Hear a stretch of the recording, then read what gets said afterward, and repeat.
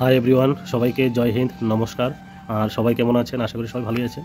তো আমি আজকে একটা বক্তব্য করছি, যেটা গাড়ির বিষয় নিয়ে, অ্যাক্সিডেন্ট বিষয় নিয়ে।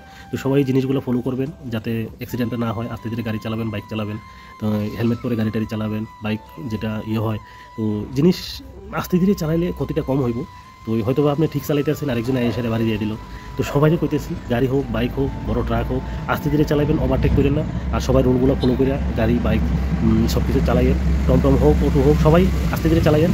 আর আমরা যদি সবাই সংকল্প নেন, হয়তো বা অ্যাক্সিডেন্টটা কম হতে পারে। তো সবাই কিছুদিন আগে যেমন আমার একটা বন্ধু মারা গিয়েছে, তারপর পরে 8 দিন পরে বাবু মারা গিয়েছে অসুস্থ হয়ে। তো দেখেন, একটা ফ্যামিলিতে একজন লোক মারা যাওয়ার পর, ক্ষতি হওয়ার পর এর সংসারে আর কত ক্ষতি হয়ে যায়। কিছুদিন আগে বাপন নন্দী রয়েছে, যেটা আমার ত্রিপুরার কন্টেন্ট ক্রিয়েটার ফেভারিট। তো হেরো হয়ে গেল, প্রাংজন জায়গরতলার হেরো হয়ে গেল। তো অনেকের অ্যাক্সিডেন্ট প্রত্যেক দিন হয়, প্রতিনিয়ত হইতেছে। তো সবাই আমরা সংকল্প করেন, আস্তে ধীরে গাড়ি চালাইন, সিট বেল্ট লাগাইন। তারপর বাইক যারা চালান, হেলমেট সবাই ব্যবহার করেন, আস্তে ধীরে চালাইন। টার্নিংটাতে ওভারটেক করেন না। বিশেষ করে বিশালগড়, বিশ্রামগঞ্জের ওই জায়গাটাতে প্রায় সময় হয়। তো ওই জায়গাগুলো একটু কেয়ারফুলি যাইন। ওই জায়গাটা না, সব জায়গায়।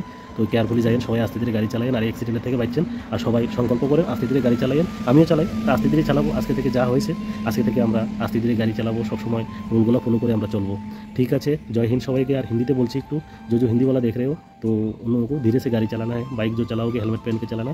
तो सबाई सब कुछ धीरे धीरे जो रूल फॉलो करने से एक्सीडेंट कम होगा। तो आप लोग थोड़ा केयरफुली चलाइएगा। ठीक है, सबको जय हिंद। और सबाई भालो থাকবেন, আস্তে ধীরে গাড়ি চালাবেন, আর অ্যাক্সিডেন্ট থেকে বাঁচবেন। Okay, bye.